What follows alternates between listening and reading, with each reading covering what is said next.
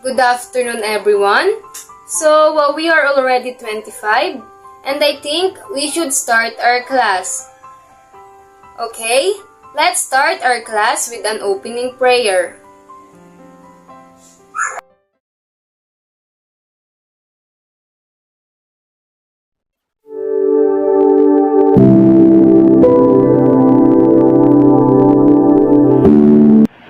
Dear Heavenly Father, thank you for giving us healthy body and sound mind.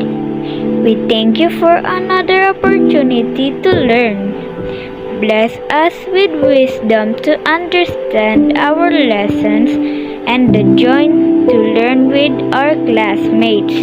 Bless also our teachers as they impart to us the value of learning. Keep us safe in your loving kindness. This we ask in the mighty and sweet name of our Lord and Savior, Jesus Christ. Amen. Now, I'm going to check your attendance. Kindly say present if you are here. Alcantara, Present. Almasan, Present. Barameda, Present. Castillo, Candelaria, Present. De Guzman, Present. De Los Reyes, Present. Ibarola, Present po, ma'am. Jacinto, Present. Husi, Present po. Lilio, Present. Mahilom, Present. Manalo, Present. Montero, Present. Montes, Present. Moreno, Present. Pareja, Present. Permejo, Present. Ramirez, Present. Recto, Present. Restar, Present. Reyes, Present. and Villaruel. Present, ma'am. Now, class, I want to remind you again the proper etiquette in class, or the do's and don'ts. First, open your microphone only if it's needed. Second, open your camera if you are sharing your idea. And the most important is, listen carefully, okay? Our topic for today is about classification of sounds. At the end of the lesson, learners are expected to first, identify the classification of sounds. Second, participate actively in the discussion and activities.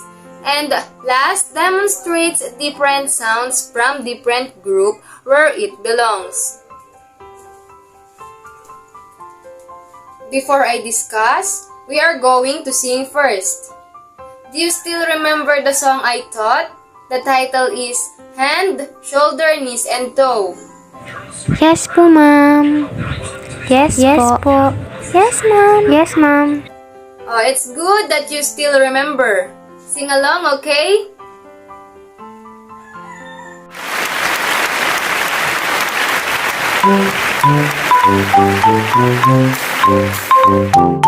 Head, shoulders, knees and toes, knees and toes.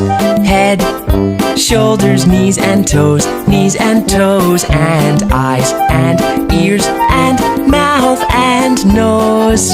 Head, shoulders, knees and toes, knees and toes. One more time. Head, shoulders, knees and toes, knees and toes. Head, shoulders, knees and toes, knees and toes. And eyes and ears and mouth and nose. Head, shoulders, knees and toes, knees and toes.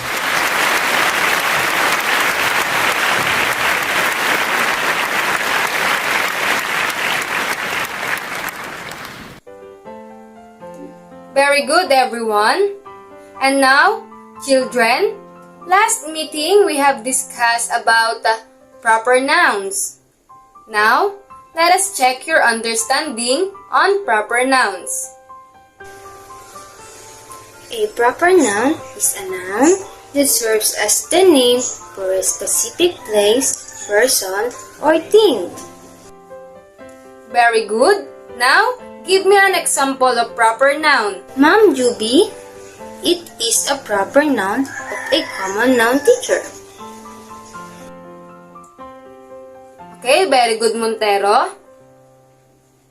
Now, I have a game for you kids. This game entitled, Can You Guess the Sound?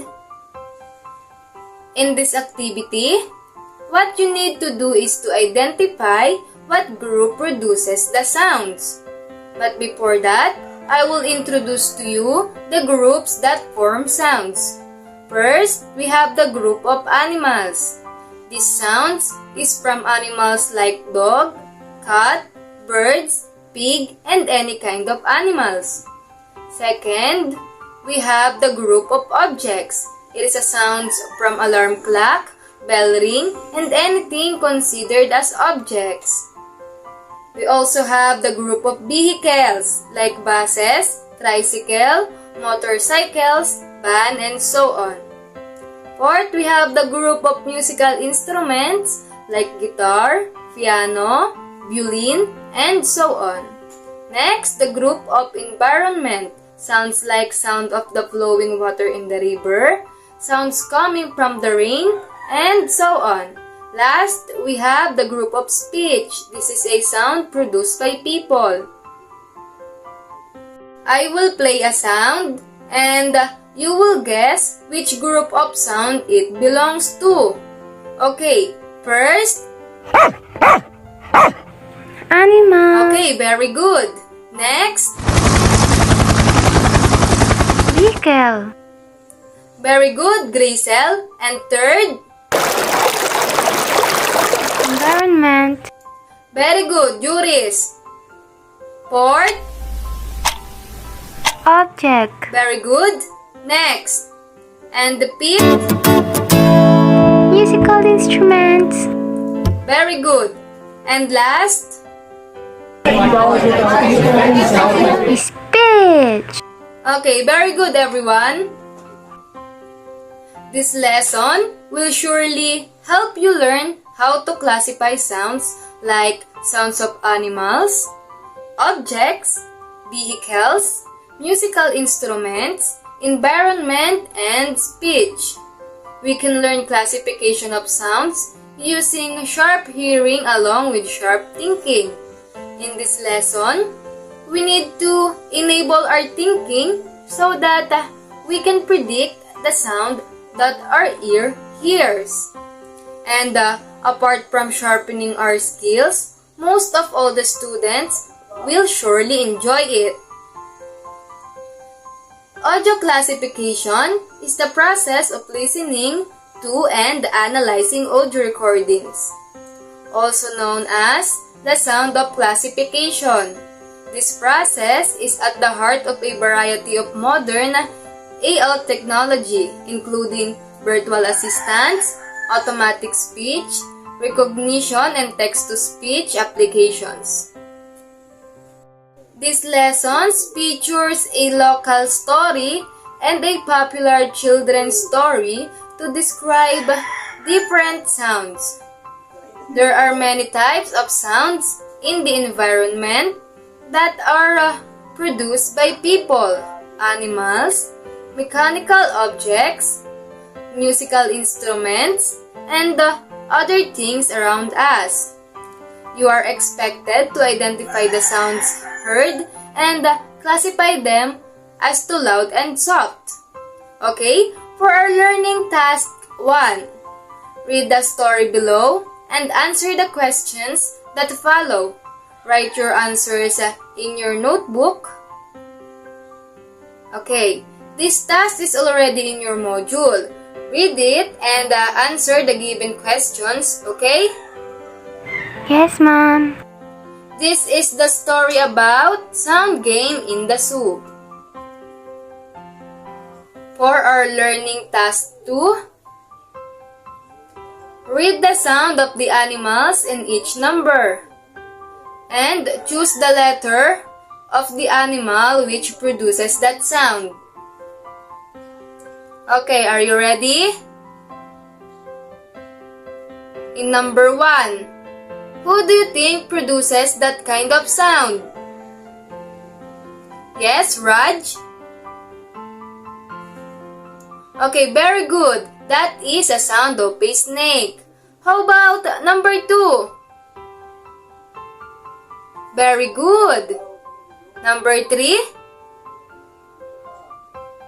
Very good. Number 4? Okay, very good. And for 5? Okay, class, let's give everyone a virtual clap. Okay, let's proceed to our learning task 3. Identify the sound of animals in each number and choose the letter of the animal which produces that sound. Okay, number 1. What do you think is the sound of a telephone? Who wants to answer? Camille, what is the sound of a telephone? B. Very good. The sound of the telephone is kring, kring, kring. Okay, now, how about the mother and baby? The mother is singing for her baby. Gian, what's your answer? E. Yes, the mother is humming. Okay, next, sound of the door is?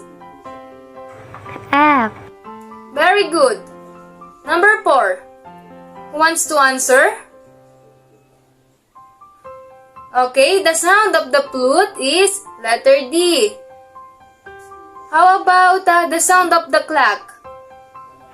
C. Yes, it's tick-tock, tick-tock. And last, number 6. A. Yes, it's A. Very good, kids. For our generalization, what is classification of sound? Shane. The process of listening to and analyzing audio recordings. Very good. What are the examples of a group that form a sound?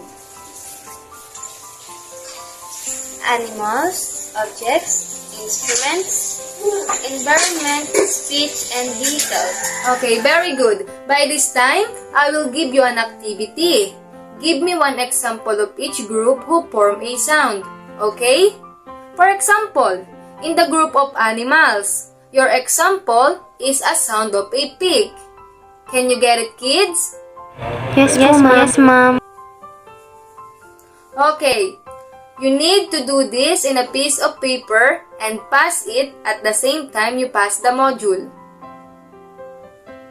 Now, let us proceed to assessment. Read the story. Answer the questions that follow. Write your answers in your answer sheet. Okay, in this one, you will answer it at home. Your mothers will pick up the assessment paper here in school, okay? On the next page of the paper, you will see the self-reflection. What did you learn? What did you understand? And what did you realize about what was studied? About classification of sounds. Do you understand me? Yes, ma'am. Yes, ma'am. And at the last page of the paper, you need to answer the personal assessment on learner's level of performance. First, describe one animal found at home. Second, draw the animal. Third, describe the sound this animal makes. And fourth, tell whether the sound is loud or soft. Do you understand? And now, is there any question?